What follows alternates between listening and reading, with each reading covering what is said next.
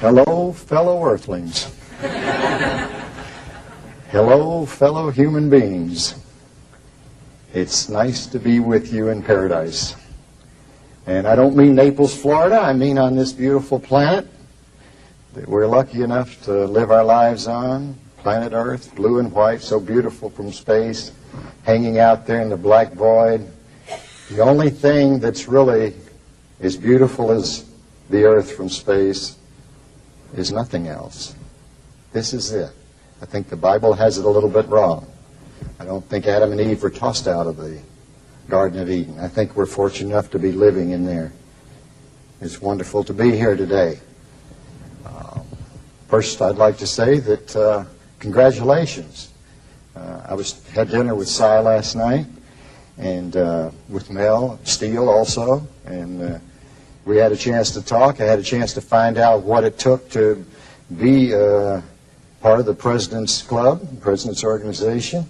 I know it's not easy, so I'm glad to be here and talking with you. I'm humbled somewhat. I had a chance to read some of the things you're going to be saying at the award ceremony about each of the individuals that got the award, and it's pretty amazing. So even though I've got some stories to tell today, I realize that each of you got stories to tell too that are good and interesting and uplifting, and I enjoyed reading them. And I was, as I say, I was humbled and really stunned by the accomplishments that many of you in the room have been able to do. So I'm glad to be here.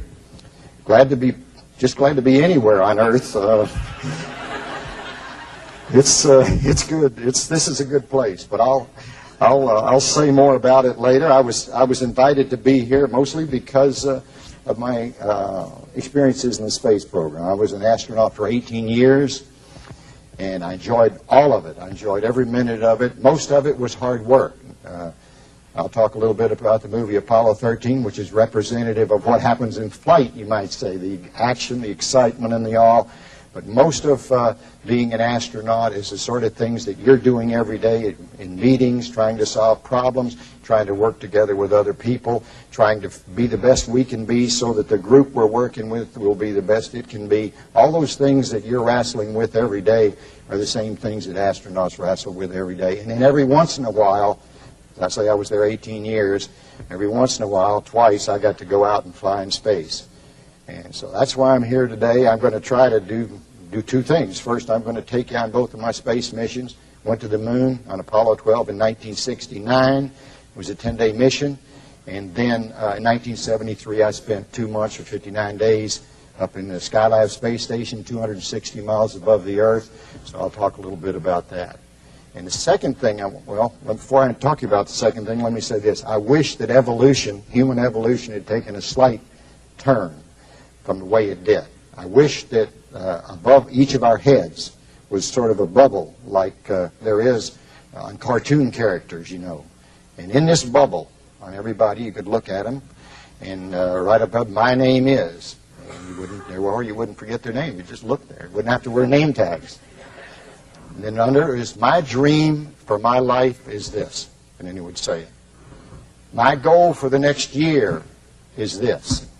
And most important from my point of view, underneath there would say, I think I could use some help in achieving my dreams and goal in this area and this area. And what I could do, like last night when I was around the group, I could look around and see what you were thinking.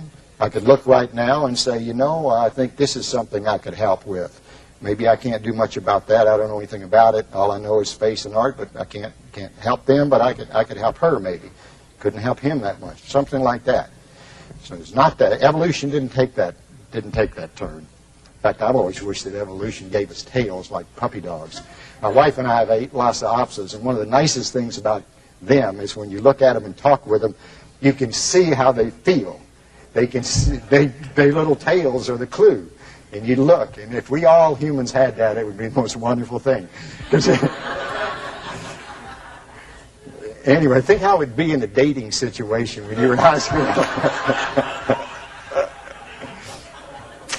Anyway, so all I can do is try to share with you then some of the lessons that I learned along the way, the ones that have made a big difference in my life. And hopefully they will maybe sing them. They're not going to be new to you. Everything I'll say from that point of view, I'd heard before too. It's just that I wasn't using it. I didn't put it in the context of my life in the real world. It was almost like I'd read it in a book or hear it somewhere, but my life didn't have anything to do with that rule, and so I wasn't doing it. And finally, I began to learn it and incorporate it, and it made a big difference. So let's talk about going to the moon, though. I know that's the most important thing we can do. Every trip has got to start somewhere, and for me, it started when I was a youngster, as far back as I can remember. I wanted to fly airplanes, and I don't know why. I just liked the way they looked. I liked the way they moved through the sky. I liked the way they sounded. My dad would take me out to the airport on Sunday, and I'd look at them come in and watch the propellers turn. I liked the way they smelled. I like everything about them. I think we're all trapped in being who we are, what we like and what we don't like. And one of the challenges we have in our life is finding out how to take the things we like and make a life out of them. How can we take our special ways and likes and dislikes and make something that's worthwhile in this world? And no one can do it for us. We have to do it ourselves, because we're the only one that knows all these things. It takes a lot of thought and activity, so that's a lifelong project, by the way. But here I am. You know, they say you marry someone that sort of looks like you. I think maybe that's true from looking at a lot of couples over the years, but maybe even in high school you're attracted to people that look like you. Look at the ears on these four guys. Now, I've got to say, I just finished 1.5 years of flight training, and I was a good pilot, but I wasn't the best pilot. They had an award every week in flight training called Student of the Week. And so if you got the best grades in ground school and you got the best grades in flying, then you won Award of the Week. I tried every week to win it. I never, ever won it. I could fly airplanes, but I wasn't the best. I was just another student trying to be great. The closest I ever got is one time my roommate, who didn't care that much about it but was a better natural aviator, he happened to mention about 3 days after he won it that he won it, because he knew it was going to kind of break my heart. I was happy for him and jealous of him because he knew how much I wanted, but I never did. And I'm going to say more about that later, because when I got down to NASA, I found out that everybody there, we weren't the cream of the crop in the way of aviators. We weren't the smartest people around. We weren't the healthiest people around, but we did have some qualities in common that served us in good stead even more than that. And then it was disappointing. Now I realize it did affect me in certain other ways that turned out to be beneficial.